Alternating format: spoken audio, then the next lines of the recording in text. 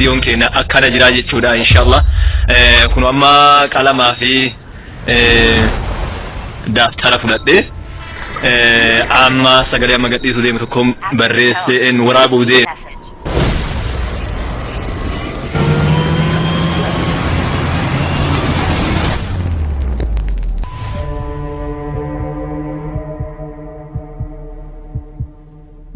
Baga jiraatan fayyaa jirtu ummanni Oromoo fi Oromiyaa baga jiraatanii kuno studio keenya daawwadhaa amma studioon keenya akkana jira jechuudha inshallah. Kuno amma qalamaa fi daftara fudhadhee amma sagalee amma gadhiisuu deemu tokko barreessee waraabuu deema inshallah. Amma waraabbii irra jira jechuudha studio keenyatti. Kanaafi media bari card jedhu link isa fuula FB kiyyarran gadhiisa subscribe gootan jechuudha. Irra deddeebi ammas ummanni Oromoo fi Oromiyaa baga jiraatan keessattuu amma kana kuno rooba hamaa roobee caamee uffanni gariin hojjiidhee jennaan ofirraa yaafane waraanni bilisummaa Oromoo keessattuu akkam jirtan jirtu bahaadhi haa kaabaa kibbaa rabbiin nu cinaa haa jiraatu jajjabaadha isiniin jedha. Jajjabaachuu nu feesisaa dhiira biyya ceesisaa jajjabaadha isiniin jenna. Gaafa balaa nurroobee nageenni nurraa caamee diinni qawwee roorrisee biyyattii teenna saamee gaarri gaaratti dhaamee goonni gootatti dhaamee gaarreen baalirraa gaara mul'ataa dhaamee waaqoo guutuu walaabuu jaarra abbaa gadaa dhaamee wallaggaa fi shawaarraa dabareedhaan wal waamee dhiiga waraabee kennuu dirqamarra kaayameef ka'ee bosona seenee biyya isaaf wareegame. Akka loonii danqamee meeqatu gorrame seenaan ummata sanaa waaduma barreeffame gaggabaabsee dubbachuuf waa yeroo naayyame yeroo beekumsa xiqqoo qabuutti fayyadame keessaa fudhame wal barsiifnaa seenaa isaanii gallee kunoo gammadaa injifannoodhaani alhamdulillah yaa rabbii nu galchi injifannoodhaani. Alhamdulillah ya Rabbi nu galchi injifannoodhaani guutanne of kennine qabsoo gooni roorrooni.